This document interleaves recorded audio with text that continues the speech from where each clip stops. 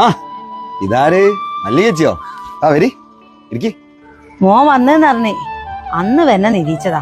പിന്നെ ഓരോരോ അസുഖങ്ങളായിട്ട് വരാൻ പറ്റില്ല. വയസ്സൊക്കെ ആയില്ലേ. മോന്റെ അടുത്ത വരവിന് മല്ലികേച്ചി ഉണ്ടാവോന്ന് അറിയില്ലല്ലോ. എന്റെ അടുത്ത വരവിന് മല്ലികച്ചി ഇതുപോലെ നടക്കുന്നുണ്ടാവും. നിങ്ങളൊക്കെ ചെയ്യുന്ന നല്ല കാര്യത്തിന് ദൈവം ആയുസ് നീട്ടി തരുന്നേ. കുറെ ആയുസ് ഉണ്ടായിട്ടുണ്ടാ കാര്യം മോനെ. ഒരു 10 ഉറുപ്പ്യ കിട്ടണമെങ്കിൽ ആരോടെങ്കിലും ഇറക്കണം.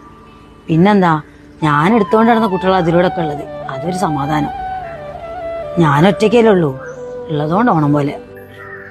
മല്ലികച്ചി ചായ വല്ലതും കുടിച്ചോ? ചായ ഒക്കെ കുടിച്ചു മോനെ. ഞാനിപ്പോ വന്നതേ,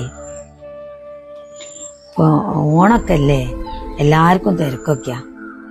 ഞാൻ ആരോടും എങ്ങനെ ചോദിക്കാന്ന് വിചാരിച്ചിട്ട് മോൻ വന്നതെന്ന് പറഞ്ഞപ്പോ ഞാൻ വെയ്യാറ്റ് ഓടി വന്നത്. എന്താ അറിയോ, എനിക്കൊരു 500 ഉറുപ്പ്യന്റെ ആവശ്യം ഉണ്ടായിരുന്നു. ഇപ്പൊ പണിക്കൊന്നും അങ്ങനെ പോവാനാവില്ല. മോന്റെ കയ്യിൽ ഉണ്ടെങ്കിൽ തന്നാ വലിയ ഉപകാരമാണ്.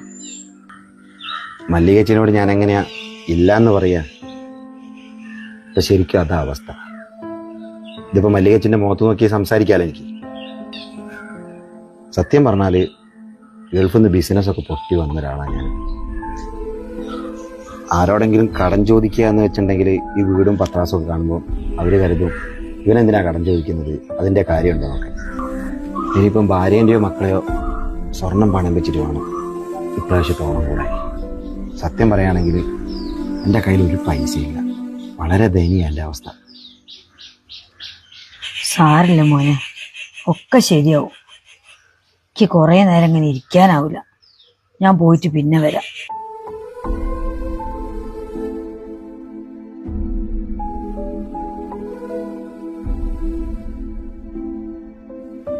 നല്ല മല്ലികച്ചല്ലേ പോകുന്നേ?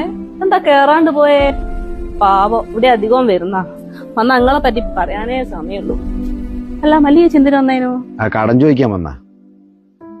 ഞാനില്ലെന്ന് പറഞ്ഞു. വേറെ പണിയില്ല, കടം കൊടുക്കാൻ. എന്നാലും എന്തിനാ ചേട്ടാ അവരോടൊക്കെ എങ്ങനെ? നിങ്ങൾ എന്നെ പലപ്പോഴും പറയില്ലേ ചെറുപ്പത്തിൽ നിങ്ങൾ എടുത്തുകൊണ്ട് നടന്ന കാര്യവും ഭക്ഷണം വരുത്തുന്ന കാര്യമൊക്കെ. ഇപ്പം ദൈവം സഹായിച്ചിട്ട് ഇവിടെ പൈസക്ക് ഒരു ബുദ്ധിമുട്ടില്ലല്ലോ. നിനക്ക് എന്തിന്റെ കാട്ടർജുനെ? ഞാൻ ഗൾഫിൽ നിന്ന് കഷ്ടപ്പെട്ടുണ്ടാക്കിയ കാശാ. അത് കടപ്പാടും കഷ്ടപ്പാടും പറഞ്ഞ് വരുന്ന ആൾക്കാർക്ക് വീതിച്ചു കൊടുക്കാൻ നിന്നാലേ അതിനെ സമയം കിട്ടൂ. ഗൾഫുകാരെ വീട്ടിലേ അങ്ങനെ പലരും വരും കടം ചോദിക്കാൻ. എന്ന് വെച്ചിട്ട് അവർക്ക് വീതിച്ചു കൊടുക്കാനേ പണടിക്കുന്ന മിഷനൊന്നുമില്ല ഇവിടെ. കഷ്ടപ്പാടും ദുരിതവും പറയുന്ന ആൾക്കാർക്ക് കൊട പിടിക്കാൻ എന്നെ പോലത്തെ ഇവരല്ലാത്ത കുറെ എണ്ണു. നിങ്ങളോട് പറഞ്ഞിട്ട് കാര്യമില്ല, നിങ്ങൾ എന്തേ ചെയ്യും.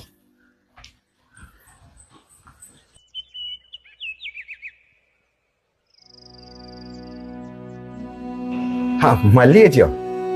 വരി ഇരിക്കി. അർജുന, ആ മല്ലികച്ചി ഇപ്പൊ വരട്ടോ. ആ തള്ള വീണ്ടും വന്നിക്ക് ഇരക്കാൻ പോയി കൊണ്ടുകൊടുത്തോ.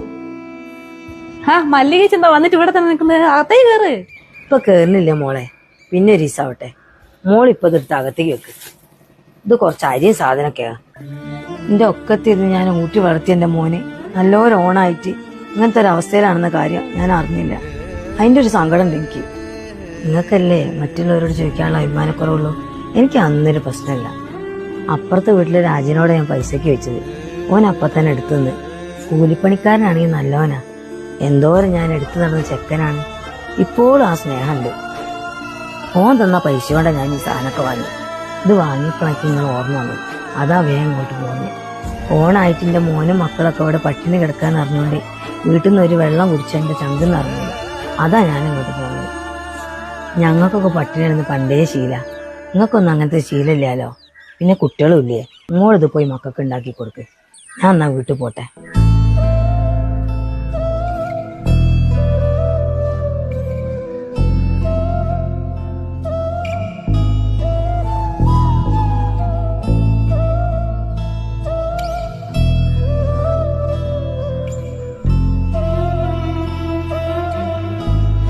കണ്ടല്ലോ, ഇങ്ങനെയാണ് മനുഷ്യരെ തിരിച്ചറിയുന്നത്.